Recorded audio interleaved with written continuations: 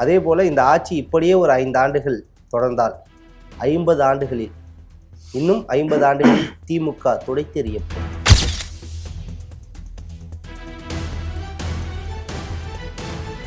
ஐஎம்எல்லுடைய தலைவர், தேசிய தலைவர், அவர் தமிழ்நாடு தலைவர் மட்டுமல்ல, தேசிய தலைவரும் கூட.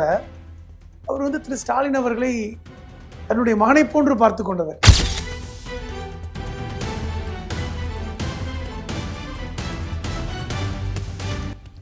திமுகவை ஆதரிப்பது என்பது எங்களுடைய 6வது கடமை என்று சொன்னவர். இஸ்லாமியர்களுக்கு 5 கடமைகள் தான். திமுகவை ஆதரிப்பது எங்களது 6வது கடமை என்று சொன்னவர் பேராசிரியர் காதர் மொய்தீன். தாவேகா அமைச்சர்கள் பேசுவதை விட அல்லது அதிமுக காரங்க பேசுவதை விட கூடுதலான ஒரு பேச்சை பேசுறாரு. நீங்க சொன்ன மாதிரி திமுக துடைத்தெறியப்படும். நீங்கள் தாவேகாவை திருப்திப்படுத்த, ஆதவர்ஜுனாவை திருப்திப்படுத்த நீங்க இந்த வார்த்தையை பயன்படுத்துறீங்களே. திமுகவை விட்டு சிறுபான்மை மக்களை பிரிக்கணுங்கிறது ஒரு திட்டம் இருக்குல்ல, அது ரொம்ப அவ்வளவு ஈஸி கிடையாது. சிறுபான்மையினர்ல இருக்கக்கூடிய இளைஞர்கள் பல பேர் தாவேகா போட்டு இந்தியா முழுவதும் கொந்தளிப்பு. அப்பொழுது ஆட்சியில் இருந்தது எடப்பாடிட்ட போய் இதே இஸ்லாமிய கூட்டமைப்புகளை கேட்கிறாங்க, குடியுரிமை திருத்த சட்டத்தை கொண்டு வந்திருக்காங்களே, நீங்க என்ன பண்றீங்க, நாங்கள் இதை நிறைவேற்ற மாட்டோம் என்று ஒரு தீர்மானத்தை கொண்டு வரேன்னு கேட்ட போது எடப்பாடி சொன்னது என்ன தெரியுமா? அதெல்லாம் முடியாதுங்க, அப்பெல்லாம் ஒன்றும் பண்ணிட மாட்டாங்க. இப்போ முஸ்லீம்கள் பெரும்பான்மையா இருக்கின்ற பகுதிகள் முழுவதும் திமுக வெற்றி பெற்றிருக்கிறது எப்படி? அங்கெல்லாம் தாவேகாவுடைய ஆட்கள் இல்லாம இருந்தாங்களா? இல்ல தாவேகாவில் முஸ்லீம் வேட்பாளர்களும் இருந்தாங்க. இனி மீண்டும் ஐஎம்எல் திமுகவோடு இணைவது என்பது பெரிய கனவா தான் முடியும்னு நினைக்கிறேன்.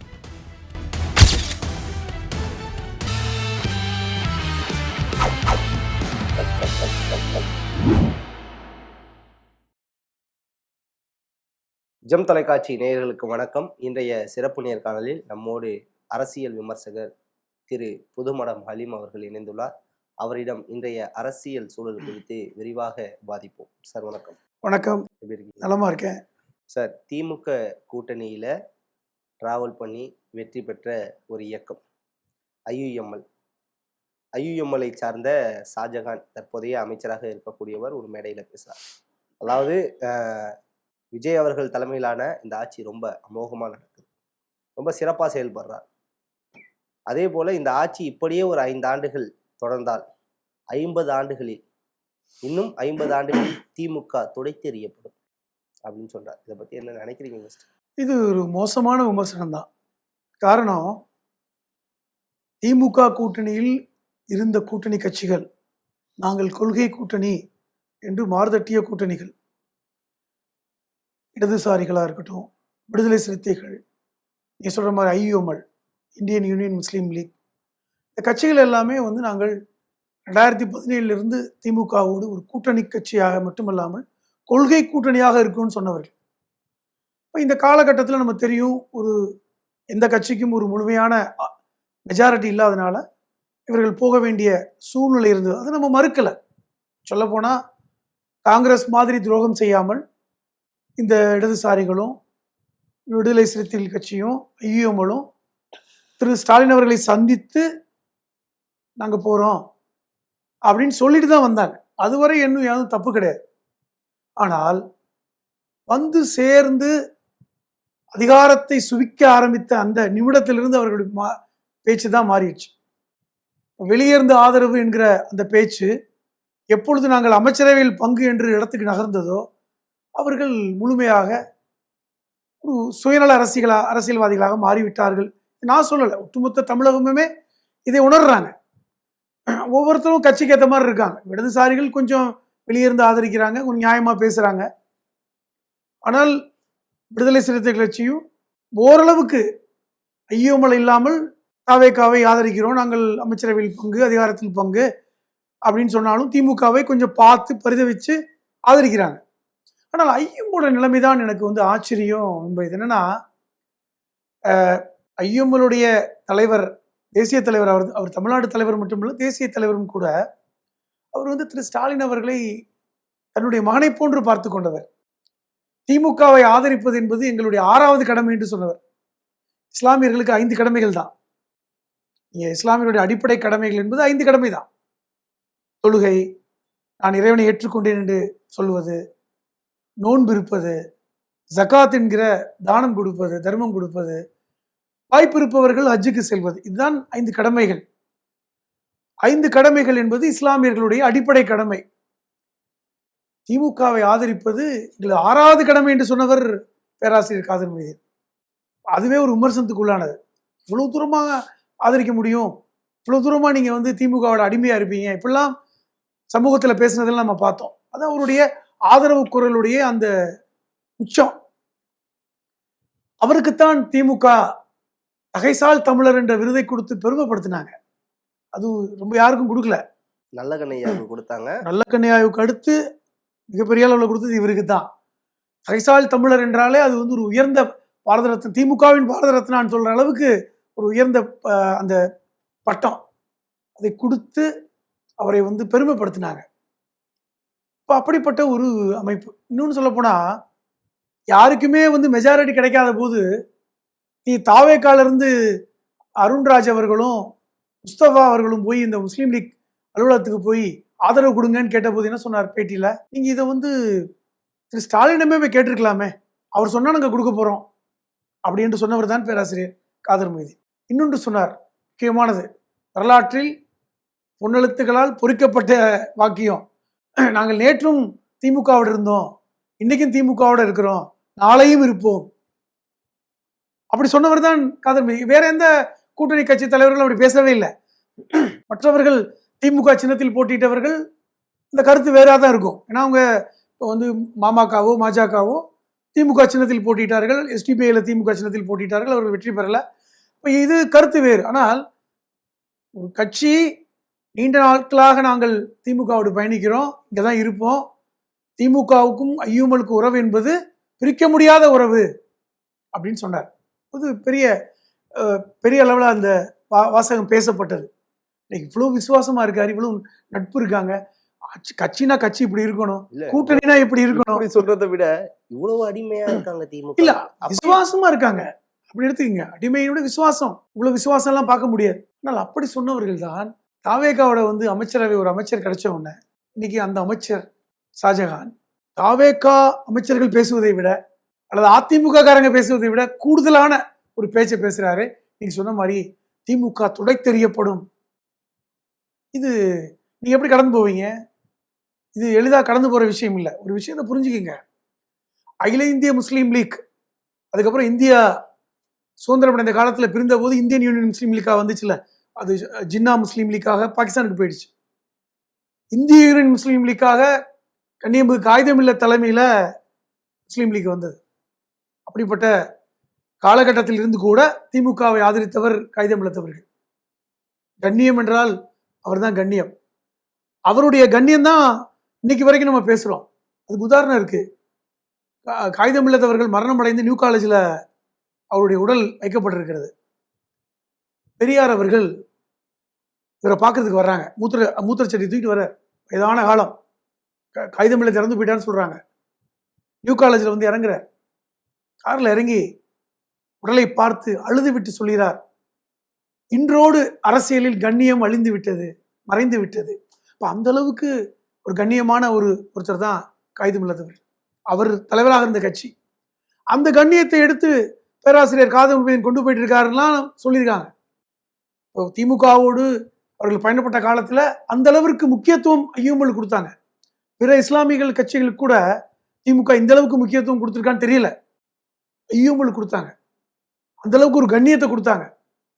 ஐயூமலுக்கு தான் வந்து வக்கூப் போர்டு கொடுத்தாங்க, ராஜ்யசபா எம்பி கொடுத்தாங்க, பாராளுமன்ற தேர்தலுக்கான வாய்ப்பை ராமநாதபுரத்தில் கொடுத்தது ஐயூமலுக்கு தான், பிற கட்சி கொடுக்கல.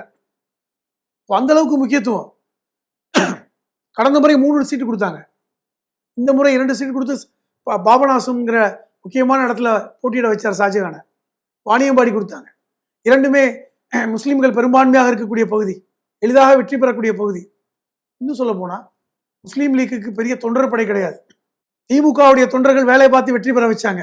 அவர் சொல்றாரு, இன்னைக்கு அமைச்சரானதுக்கு அப்புறம் திமுக துடை தெரியப்படும். இது எவ்வளவு பெரிய வேதனை.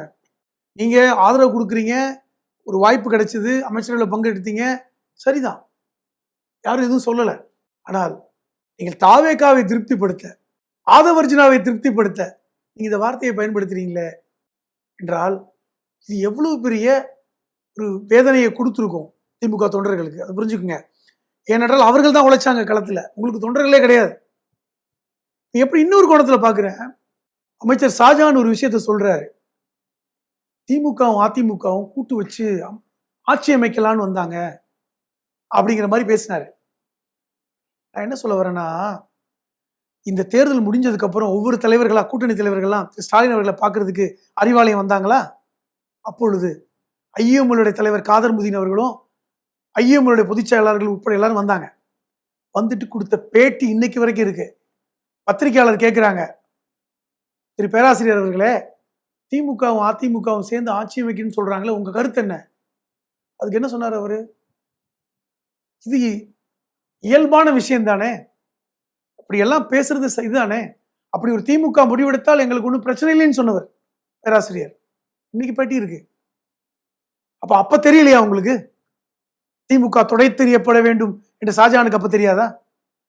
அப்போ ஒரு அமைச்சர் பதவிக்காக, ஒரே ஒரு அமைச்சர் பதவிக்காக நீங்கள் உங்களுக்கு அனுசரணை செய்த, ஆதரவு கொடுத்து உங்களை தூக்கிவிட்ட, உங்களுக்கு எல்லா பக்கபலமும் கொடுத்த திமுகவை நீங்கள் தூக்கி எறிய தயாராகிவிட்டீர்கள், தூக்கி எறிந்து விட்டீர்கள்.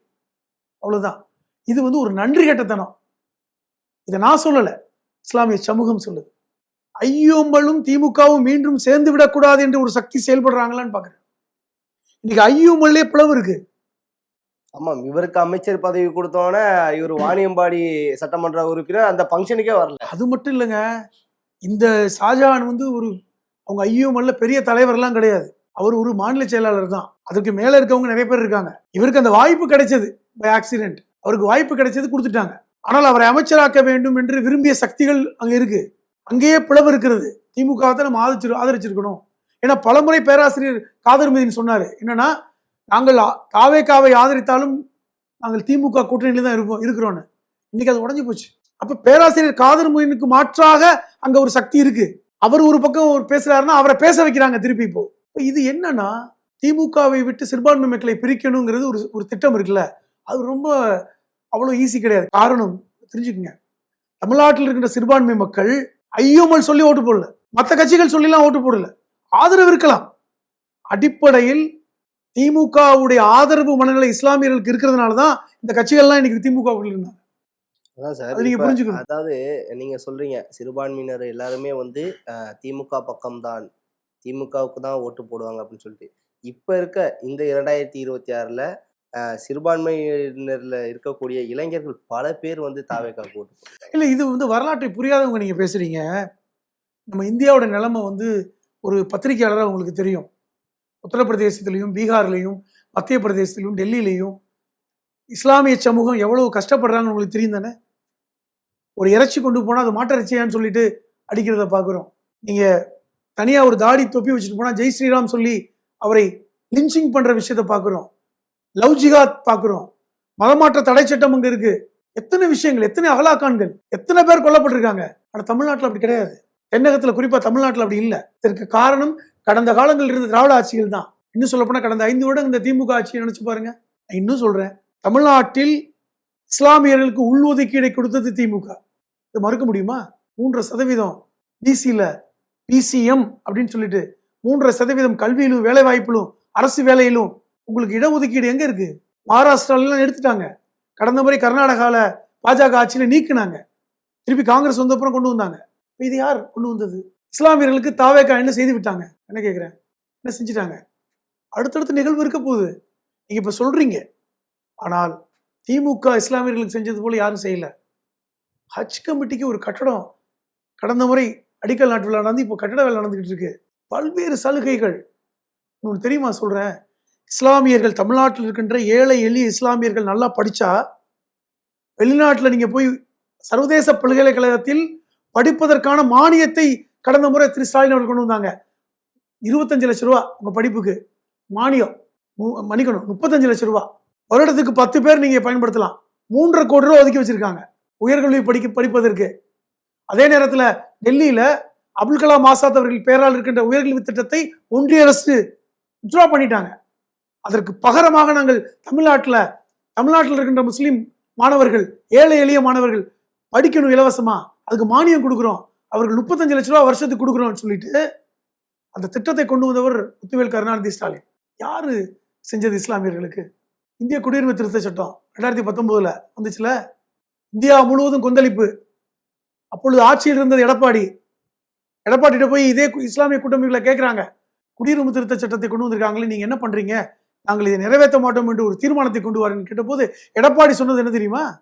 அதெல்லாம் முடியாதுங்க, அப்பெல்லாம் ஒன்றும் பண்ணிட மாட்டாங்க, எங்களை மீறிய பண்ணிடுவாங்களா, அவ்வளவுதான். 2021 திரு ஸ்டாலின் அவர்கள் ஆட்சிக்கு வந்ததுக்கு அப்புறம் அவர் செய்த முதல் காரியமே சட்டமன்றத்தில் இந்திய குடியுரிமை திருத்த சட்டத்தை நாங்கள் எந்த காலத்திலும் தமிழ்நாட்டில் நிறைவேற்ற விட மாட்டோம், அதற்கு முன்படியாக இருக்கின்ற NRC NPR அமுல்படுத்த மாட்டோம்னு தீர்மானம் கொண்டு வந்தார். யார் இஸ்லாமியர்களுக்கு செய்யல? அதைத்தான் நான் சொல்றேன். இத்தனையும் செய்த விஷயத்த தமிழக முஸ்லிம்கள் மறந்துடுவாங்களா? நீங்க ஐயுமல் சொல்லிட்டா தாவேக்காவுக்கு போட்டுருவாங்களா? நீங்க 1-2 பேர் சொல்றதை வச்சு ரீல்ஸை வச்சு பேசாதீங்க. பெரும்பான்மை சமூக இஸ்லாமிய சமூகம் திமுக பக்கம். அதுக்கு மேலும் முழு உதாரணம் இன்னைக்கு ஜெயிச்ச இடங்களை பாருங்க. சென்னையில 2 சட்டமன்றங்களை தவிர, தொகுதியை தவிர அத்தனையும் தோத்து போனாங்கல்ல. துறைமுகம், ட்ரிப்ளிகேன், சேப்பாக்கம், இரண்டுமே பெரும்பான்மையாக முஸ்லிம்கள் வாழக்கூடிய பகுதி தான். 2லயும் தாவேக்கா ஜெயிக்க முடியலையா? நீங்க பாக்குறீங்களா? ராமநாதபுரம் 25% முஸ்லிம்கள் இருக்காங்க. அங்க வெற்றி பெற்றவர் முத்துராமலிங்கம். தாவேக்காவால் நிறுத்தப்பட்டவர் ஷாகுல் ஹமீத் தோற்று போனார். பெரும்பான்மை முஸ்லிம்கள் இருக்கின்ற ராமநாதபுரம் தொகுதியில ஒரு டாக்டர் ஷாகுல் ஹமீத் ஒருத்தர் தோத்து போனாருங்க. யார் ஓட்டு போட்டது? புதுக்கோட்டையில KMS ஷரீஃப், அவர் கட்சியுடைய தலைவர், இஸ்லாமிய கட்சியுடைய தலைவர், அவர் தோற்று போனாருங்க. அங்க ஜெயிச்சது இஸ்லாமியர் அல்ல, திமுக சார்பில். இதெல்லாம் எங்க? பாபநாசத்துல. இதே ஷாஜகான் பேசுறாருல்ல, பாபநாசத்தில் இஸ்லாமியர்கள் பெரும்பான்மையா இருக்காங்க, அங்கதான் பாபநாசத்துல ஜெயிச்சாரு. ஆம்பூர்ல, வாணியம்பாடியில, நாகப்பட்டினத்துல, இத்தனை தொகுதிகள், பாளையங்கோட்டையில், கடையநல்லூர்ல. அப்ப முஸ்லீம்கள் பெரும்பான்மையா இருக்கின்ற பகுதிகள் முழுவதும் திமுக வெற்றி பெற்றிருக்கிறது எப்படி? அங்கெல்லாம் தாவேக்காவுடைய ஆட்கள் இல்லாம இருந்தாங்களா? இல்ல தாவேக்காவில் முஸ்லீம் வேட்பாளர்களும் இருந்தாங்க, அது முக்கியம். அவங்க வெற்றி பெற்றிருக்காங்க, மறுக்கல. ராணிப்பேட்டையில தாயிரா வெற்றி பெற்றிருக்காங்க, மறுக்கல. அதுபோன்று முஸ்தபா வெற்றி பெற்றிருக்காரு மத்திய சென்னையில, மத்திய மதுரையில, மறுக்கல. ஆனால் பெரும்பான்மையான இடங்கள் திமுக வெற்றி பெற்றது சிறுபான்மை முஸ்லீம் சமூகம் தான். இத திமுகவுடைய முன்னணி தலைவர் திரு நேரு அவர்களே ஒத்துக்கிட்டாங்க. நான் 4786 வாக்குகளில் வெற்றி பெற்றேன், எனக்கு வாக்களித்தவர்கள் இஸ்லாமிய சமூகம், அதனாலதான் வெற்றி பெற்றேன்னு வாக்குறுதி கொடுத்தார். இது ஐயமுல் சொல்லியா? இல்லைங்க. அடிப்படையில் இஸ்லாமிய சமூகம் திமுகவின் பக்கம் நிற்கிறது என்பதுக்கு இதெல்லாம் உதாரணம். சொல்லித்தான் இல்லை. இன்னைக்கு ஐயுமலுக்கு வேலை செய்ய ஆள் கிடையாது. நீங்க கொஞ்சம் காலத்துல பாருங்க, தாவேக்காவுக்கும் பெருசா வேலை செய்ய ஆள் கிடையாது. அடுத்த தேர்தலில் அவங்க பார்ப்பாங்க. கண்டிப்பா சொல்றேன், இது மிகப்பெரிய ஒரு துயரமாக ஐயுமலுக்கு முடியும். இது வரைக்கும் இருந்த காலகட்டம் மாறி போச்சு பாத்தீங்களா? இனி மீண்டும் ஐயுமல் திமுகவோடு இணைவது என்பது பெரிய கனவா தான் முடியும்னு நினைக்கிறேன். ஏனென்றால் நீங்க சொல்லிதான் ஓட்டு போன அவசியம் இல்லை, உங்களுக்கு ஆளும் இல்லை, உங்களுக்கு பெரிய தொண்டர் படையும் கிடையாது. திமுகவின் தயவால் வெற்றி பெற்றவர் ஷாஜகான், திமுகவின் உழைப்பால் வெற்றி பெற்றவர் ஷாஜகான். அந்த உழைப்பை வாங்கி வச்சுக்கிட்டு நீங்க பேசுறீங்க திமுக துடை தெரியப்படும். எவ்வளவு ஒரு நயவஞ்சகமான வாசகம். இஸ்லாமிய சமூகமே உங்களை மன்னிக்காது.